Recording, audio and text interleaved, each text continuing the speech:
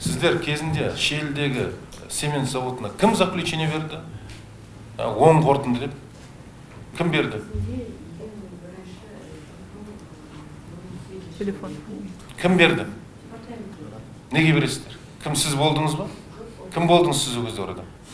Ол кезде жай мен бөлім басшысы болдым. Ол кезде Ұлбос Нөмербаевна Қайда ол адам қазір? Ол қазір пенсияда. Жақсы болған екен. Аудандағы адам қайда?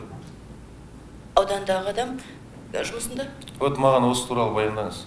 Біріншіден, сіздердің департамент үлкен кемшілік жіберген. Өте үлкен. Қазір мемлекет басшының деңгейіне дейін жетті осы әңгіме. 1000 метрге дейін сақталу керек. Соны сіздер беріп жүргенсіздер. Үйлер қазір 500-ге де жетпейді, салынып кеткен. 80-нің үстінде үй. Қазір ауылдық деңгейде қаражат берсек те 1 миллиард 600 ақша керек сол үйлерді көшіру үшін. Олар Алматы, Астанадан сұрап отыр. Омен есептесең 10 миллион доллар ақша керек. 4-5 миллиард ақша керек.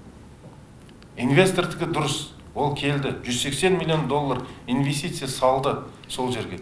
Біз Қызылорда өңірінде жер құрып қалғандай болмайтын жерден, заңға сәйкес келмейтін жерден жер береміз. Жер жоқ болса екен түсінем. Жер деген жатыр бос. Не көп Қызылордада жер көп.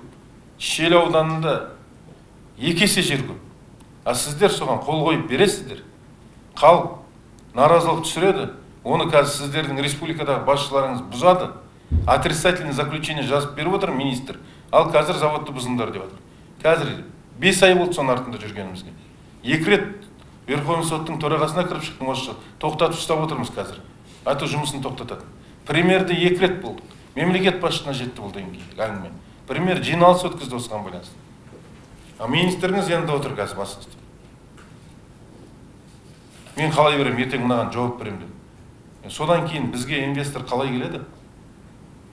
Сіздер сондай кезде мамандар кім айтса да, мен айтсам да қатып қалмайсыздар, мынау заңсыз қол қоюға болмайды нағанда. Неге қойып бересіздер?